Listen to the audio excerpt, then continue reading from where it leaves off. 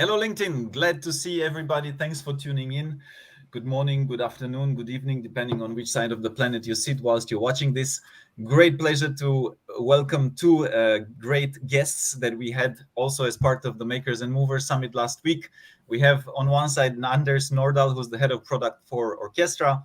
And on the other side, we have Erik Lehikoinen, who is the global head of sales for Logmore. Guys, welcome and thanks for joining us. Thanks a lot, Ryder, for having us. So today, as everybody hopefully has gotten used to, we'll do a Q&A. We'll start with the questions that came on the panels of the summit last week, and then we'll see where it goes. Everybody watching this, feel free to post your comments in the post your questions in the comments, and we'll address it. We'll ask all the difficult stuff to Anders and Erik. So don't shy away. Ask the difficult stuff. But let's first start with this question that came through the summit, which is: new technology is typically aimed at big companies. Read, it costs much or a lot. Wink, wink. That's I'm paraphrasing. What about talking about cheaper solutions for micro and medium-sized companies, small and medium-sized companies, or even better, one-man license purchasable?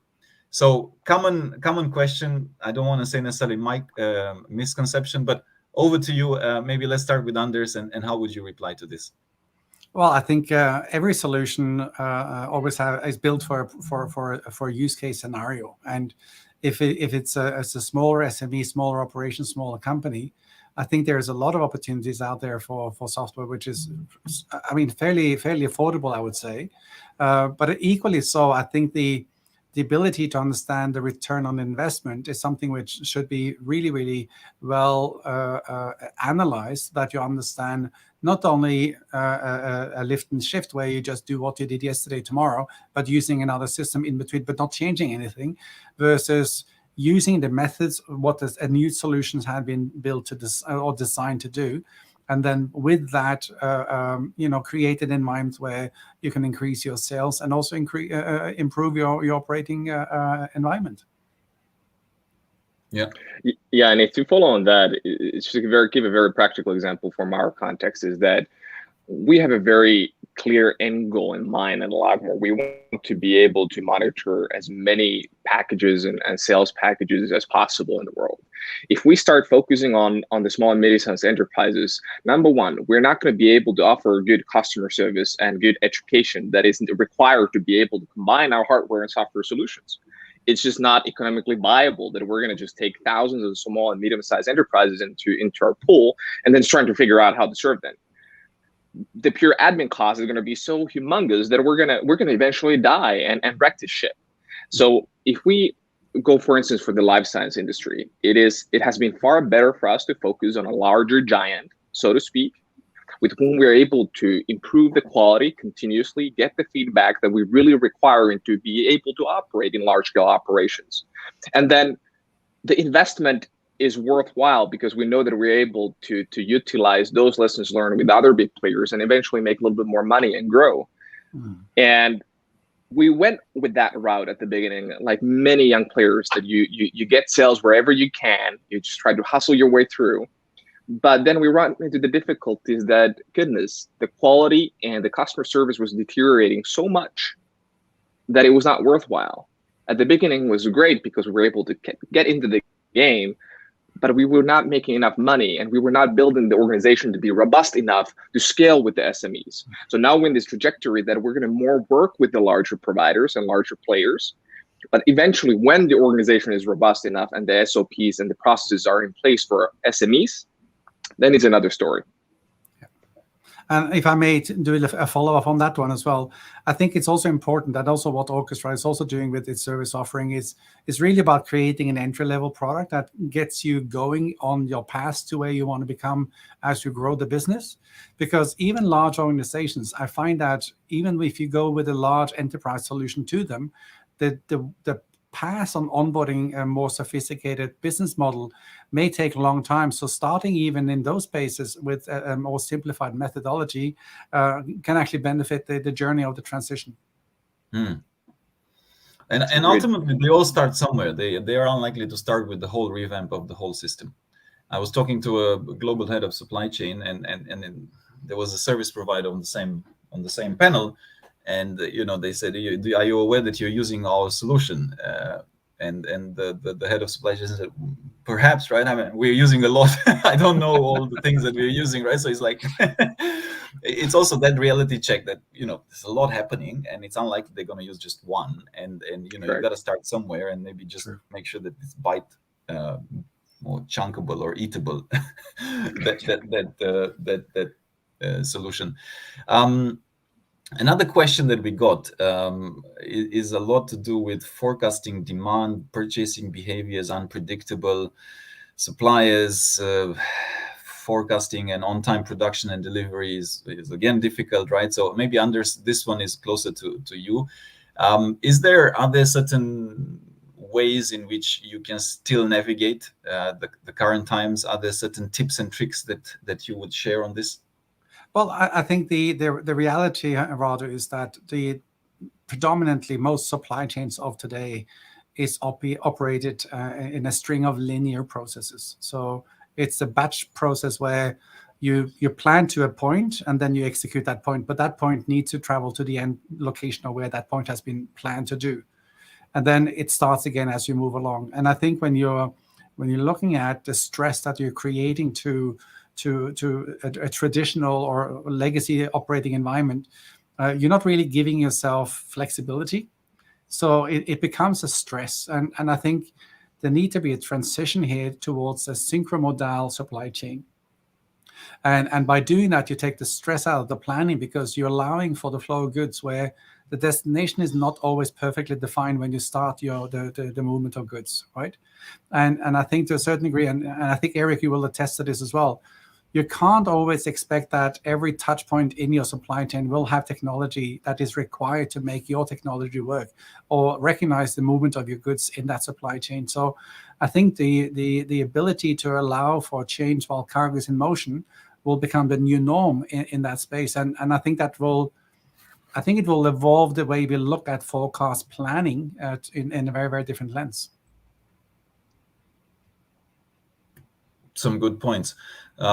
Erik, specifically for the visibility piece, right, which Logmore is working a lot, and your solutions help a lot with that, transparency, visibility, traceability. I guess building upon what Anders just said, is there a link that you could make, and also how does Logmore solutions, complement that? To complement what exactly? If you want to elaborate a little more. Yeah, so the flexibility, having flexibility in the supply chain, and having that, you start from somewhere, you don't necessarily know where you're going to end up. Maybe there's a port congestion, maybe there's something along the way that you don't want to go anymore to California, and you want to reroute it to, I don't know, Florida. Yeah. Maybe not the best example, right? But are there certain things that Logmore solutions can help with in this, generating this flexibility through the lens of obviously having the visibility of where is your cargo and how do you reroute it?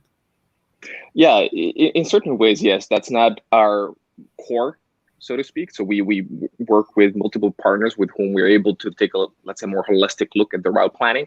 But what we're enabling and trying to contribute a little bit is trying to create robust data platforms where the data is actually accessible and analyzable in the first place, because we have identified and talked last week also about the very basics are not even there in multiple scenarios, and Anders was talking about it as well. We try to create robust data platforms where together with our clients and with their partners, we're able to investigate that at what time, with what type of goods, what are the sudden events that are actually taking place on a weekly, on a daily basis, and how are they actually influencing the movement from A to B, and then provide that visibility in a very, very clear and neat dashboard. And what we have identified is that when we're able to just give very brief glimpses on a nice and neat visual dashboard, then our customers and partners are able to go and investigate and what to, take a look, where to look. And that's where we have been now operating during this past year quite a bit, is that we have helped our customers to investigate where they have not been able to look before. And that's now enabling them to do better route planning. So we have identified is that what packaging providers are utilizing better packages, what lanes are causing more harm to your goods and more product loss. And that was not really happening before the pandemic. Now everybody's interested at it. Mm. And it has a direct impact to your bottom line. I mean, if you have less less cargo loss or stolen or damaged, obviously that costs money. There's another question that came up, right, through the platform. Do you think it is more efficient in the long term to build infrastructure internally in an organization or to outsource it? Obviously, both of you sit on the service provider side, so there's always this, or there's a lot of times this debate. Do we build it ourselves? There's many examples where that failed. Mostly it failed, but still, there's there's the question. So love to get your view on it. Maybe Erik, let's start with you this time. Yeah, absolutely. So what we have identified internally and also with our partners and clients is that we really need to focus. And we need to focus where we're good at and to do everything in our power to focus on that, because we never lack loads of ideas. We just lack with effective execution. And with our partners and customers, we have identified that a lot of the players have, the big providers, 3PLs, for instance, they have tried to provide their own holistic temperature monitoring solutions, and then they scrapped down their projects some years ago. They realized that they need to focus on actually moving goods from A to B and to maximize that and become even better at that. And now we have more and more players coming into the temperature monitoring and quality assurance scheme. And we have identified that that's the only way is to give a couple of examples, that at the beginning when we started at Logmore, we tried to create our own ERPs, our own CRMs, and because we have a bunch of coders from the woods of Finland, right? So we wanted to create everything on our own. And then suddenly we realized that, goodness, it takes so much time that the opportunity cost is way too high, is that we're not focusing where we're the best at. But we have the mentality is let's build everything on our own. It's a very typical Finnish mentality. In the first place, you have to build your own house and blah blah blah. But then it was just so much more effective. Just take it, for instance, Pipedrive, a CRM, and they have been building that for years, and they're way better at that. But the key here has been that, are we able to integrate them into our own ecosystem and together with our clients as well? We are not going to be able to change the massive IT infrastructure that they have. Is not going to happen. So we need to be able to understand that and play the game within those boundaries and make sure that the solutions are integratable, so we can make the data flow as easy as possible. And if there are very, very good integration opportunities and the integration is actually working, then we have identified that it's everybody should focus on their own stuff. Anders, what do you have to add? You're very good at this game. I spent decades in industries where we built everything ourselves, and I think, but you have to look at this in a different time window. Okay, it wasn't too much available on the market during those years where you can just go and buy something off the shelf that delivered exactly what you needed. Okay, so I think the answer is twofold. I think there needs to be put it this way, there needs to be an understanding internally on what good looks like. What do we need as an organization? You need to have a group of people in an organization that really understands what are the tools of choice that you need to deploy in your operations the way you want to work. And I think the evolution of that is to create and surround yourself with tools that are internally focused, but as well externally and collaboratively focused. And whilst you might think that there are a lot of reasons why a system like that will have a competitive benefit, you still need to have a system, even if you build it internally or you buy it externally, that have an architecture which allows for additional service providers to play a part in your execution. And I think what you're talking about here, Erik, is that whilst you might think that, I can build a TMS, the reality is there are I wouldn't say thousands, but there are literally thousands of TMSs out there. And to get people to work on your platform, I think that's really, really difficult. If you look at what we try to do with the Orkestra product, is creating a platform where we are connecting a legacy and other competitors' products in a single pane of glass. Equally with what we're talking about, Erik, with your product when it comes to temperature sensoring. Okay. And in my last organization, I was actually in charge for temperature sensors as a part of my product scope. And the biggest challenge we had with these automated temperature readers was that if you couldn't link the ID of the reader to the job, it all fell apart. And I think, Erik, you saw that in a very different and a much smarter way. But I think the answer is it depends if what you need to do internally, what you need to do externally. I will also take the side of saying, unless you have a very young team, you're probably better off buying it externally than building it internally. Because even though you've been in the industry for a long time and you have had a lot of exposure for a single organization, I think you're lacking the ability to look across the field and across the aisle to look at what else is going on out there. And you might find yourself in a very siloed and what can you say, monolithic operating environment. And I think that's very dangerous for an organization today. Sorry, Ryder, I'm going to jump on your place and ask a question. Is that what have you been trying to do to mitigate that risk, Anders, at Orkestra? Well, I think practical examples.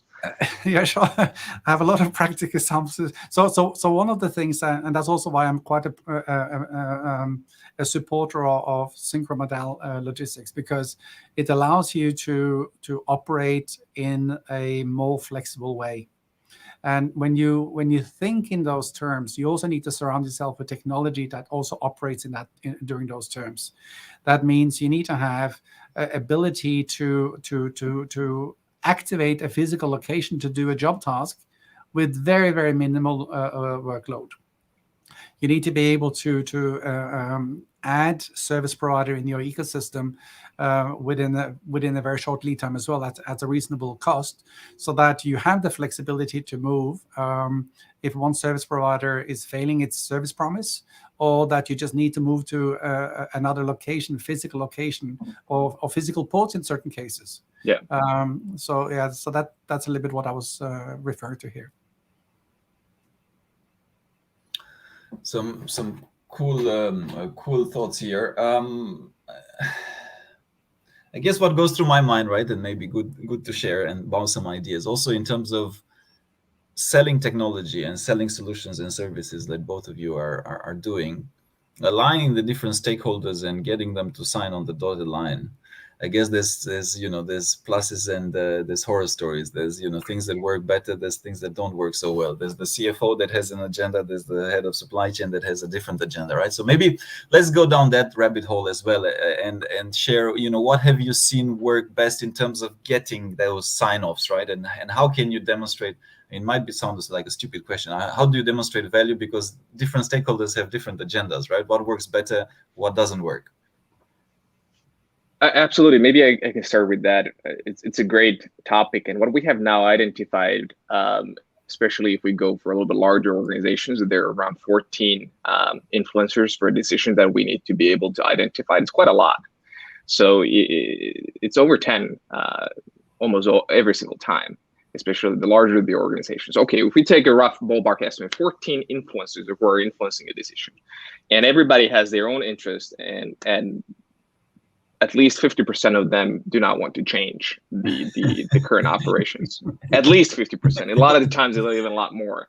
Correct me if I'm wrong, and give your data about that. But what we have had to do is to try to figure out and go to their shoes very, very clearly. We go into the warehouse, we go to their operations, we go to their distribution centers of our clients and their partners, and we have to basically map everything out.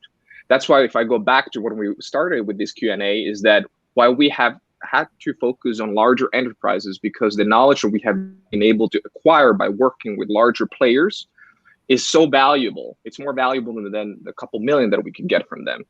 And when we go there, we map the whole processes and we lay it out open. We start challenging the thinking of our clients and partners. And our ability to challenge the current and existing operations and clearly demonstrating and pointing out in that map that how can we reduce, number one, manual work? How can we reduce manual inserts into spreadsheets? How can we reduce manual error that comes and happens along the way? How can we ensure that when goods are moving actually from A to B for the first time ever, you might actually know what's going on, and that the data is just lost in a huge storage and that you never actually open. And little by little, we have created value props, for instance, for quality assurance teams. We had that for logistics professionals. The logistics professionals, by the way, have been the toughest and the biggest pain to be able to transform a lot of the cases. Quality has been a lot easier in our circumstances. Yeah. And then we have for the finance, for the C-suite, we have a different narrative. And we have had to be able to identify for all of these, let's say there are 14 decision makers or influencers do a decision. We bundle those influencers to different groups, and we have 3 to 5 different value props, and we create a system and a process that has to benefit all of them, because otherwise we have lost the cases. Very simple. Yeah, I couldn't agree more. I think the number of influences is pretty spot on. It's something that I've seen myself, and I mean, I can even go back to my time on the other side of the fence when I was working with a service provider. Even internally, if I was absolutely bought on the idea on onboarding a technology, the time it would take for me to convince my peers was just absolutely a nightmare in certain cases. So of course you take a lot of those learnings when you're now on the technology side. And I think the argument is, number one of the things that we also try to do as the Orkestra is doing an upfront consultancy and a health check on, well, what do you actually do? But not only looking at one part of the operations, but really the end-to-end operations, and then articulating a full discovery where, well, you have these and these pain points, you have those and those issues, you have those and those challenges that you're struggling with. And I think one of the challenges with a lot of, and you mentioned some of the actors, Erik, they don't know themselves because it's not part of their, let's say, problem sheet. Yeah, it's not something they wake up in the morning and saying, I wonder how much of my cargo is damaged today, because for them it's just an insurance claim, right? But yeah. but equally so, it might also fail to understand that, well, you know, it took a lot of effort to get those products on the way and leading to the lead time it needed to take, so that you're going to have an issue with your customer. So being able to really visualize and articulate the cost benefits of a technology and a business process change, I think that's one of the key things to really onboard challenging technologies. And we try to do as little as possible to impact on the business, but what we have seen with whoever we have brought onto our platform is an incredibly increased level of deliverables when it comes to service calls, identifying where things are, and also looking back on your existing business. What have you done and at what cost? Allowing you to do better forecasting, better pricing, better budgeting. And once you get everybody on board, it's almost like why would we ever go back to what we did before? Agreed. And then you mentioned something very critical there, Anders, and I want to elaborate with that a little bit more, is that a lot of the players and the people who come in and influence a decision, number one, they don't really know what's going on. We have identified many times that the people actually realize as we go and map their processes that they didn't know. And if people do not know, how can they start identifying what's the issue, what's the problem? They don't want to change. Everything seems hostile. We as human beings, everything, something that we don't know, with the words that we don't know, everything feels a little scary and hostile, and that brings us the human nature that we don't want to do that. But the more and more they started realizing and seeing, and we are able to visualize the challenges and the bottlenecks in their own procedures, then they're going to get these loads of great aha moments, and then it gets interesting. Absolutely. And I think one thing that I think a lot of organizations have realized is that supply chain is becoming much more complex as we go along.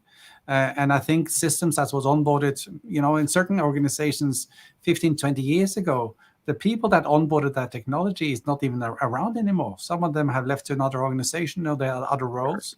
Very poorly documented, and business processes, I can tell you right now, they change very, very rapidly in a normal operating environment. And I think the supply chain of today is how could you say, it's an evolved version of an evolved versions, to the point where very, very few organizations actually understand end to end all the little things on how it operates. And I'm not talking about a single person needing to have that knowledge. I'm talking about a team or a group of people that really understand how my business needs to operate, but also can influence and drive change. I think those are the key things that I find missing a lot of organizations, and I think it also makes it more difficult for them to understand the message that we try to tell them, which are based on decades and decades of operating experience of what good looks like. Absolutely. Rado, what you're thinking? You look that you're thinking something over there. I'm more like formulating a question in my mind, and then just being mindful also of time. But as we're drawing close, I think this is a major problem of most organizations. All of them, okay, I dare say all of them have the issue of end-to-end understanding, silo thinking, if you want, right? They think, okay, this is my piece, I'm quality. This is my piece, I'm logistics. This is me, I'm finance. I don't give a damn. I mean, my KPI is this, that you lost your cargo. I don't care. So all the organizations that I've witnessed this discussion. I'm bored of it already, right? I guess my question then becomes, right, thinking from your perspective. So I don't typically believe that much myself in whilst we do a lot of things to educate and share knowledge, if I am to sell our whatever executive search services or whatever services trainings, I don't believe in educating the market. Like, if somebody doesn't get why they should hire us, I don't try to convince them. Like, I literally okay, no problem, call in 1 year or whenever. Maybe you never call us, right? No problem. So I want to flip the question towards your side, because whilst end-to-end is mostly missing, most people don't get it. The cost return benefit for you guys to educate a client, that takes time. You can't possibly be educating all of them, because all of them need it, right? So I guess, where is that decision factor? Is it worth pursuing or not, right? I don't know if it makes sense, because I've kind of bombastically made this question, right? But how do you determine, is this worth pursuing even, or are these guys too much of a mess to even to even go there? Well, I think there are customers that you would really like to work hard to get them convinced, because it will help your brand, it will help your product, and it will really help you accelerate. And I think Erik talked about it as well before. Sometimes working with a larger organization with more complex environments also helps you to build and expand on your product offering as it is, right? So I think you need to look at, from a startup point of view, as a tech startup, you're not necessarily looking at running a massive profit from day one, right? So you want to invest, and you want to build a brand, you want to build a product offering that's solid and can really enlighten and shine in the big forest of technology service providers. Are you able to convince every single company? Absolutely not. But I think there's also an element that if you have an emerging capability, something which is new, you have to educate, unfortunately, for them to understand. Because if you just would look at a tech startup and inbound leads in terms of opportunities to promote your service, you'll probably go bankrupt very, very quickly.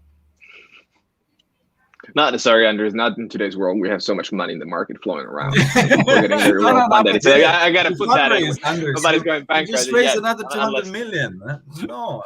Didn't you see? I had yesterday. Sorry, I'll let you speak after this, Erik. But I just have to say it, right? So I had Professor Yossi Sheffi yesterday, and he was talking about that company, one of the electric vehicle one that is valued more than General Motors, and they've never sold a freaking car. I was like, what is going on here? So, yeah. Okay, Erik, sorry. Yeah. So just a little ease it down, but yeah, we have so much money floating around in the market right now that the better capital ecosystem, especially in the Nordics and Logmore in Finland. We didn't have this 10 years ago.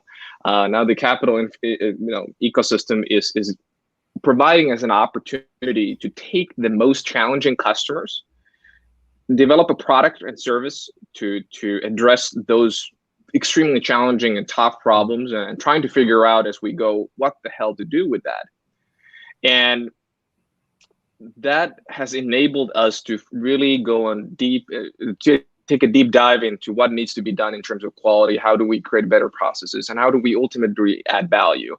So at the very early stage of our company's existence, we are very, very well funded. It gives us the opportunity to focus on the toughest of the toughest customers, because we knew all along that when we're going to go, for instance, into the world of dry ice, when we go to the more cold temperature levels, the tougher it gets. Quality becomes increasingly important. Hardware and software robustness, it's a critical component to be able to make anything work. And it was a conscious decision and a strategic decision that we took, that, hey, we're going to go the toughest way, because once we're able to operate in the environment of dry ice, everything else, what comes to normal pharmaceutical shipments or food shipments, is going to be relatively piece of cake, right? But now we're getting into, let's say, later stages of the company, and we have really started to ask this question, rather, that you're asked: how do we determine with whom we're going to do business, and with whom we're going to just say, okay, maybe not now? We have started to identify that and really investigate that, are the incentives aligned within the organization with whom we operate?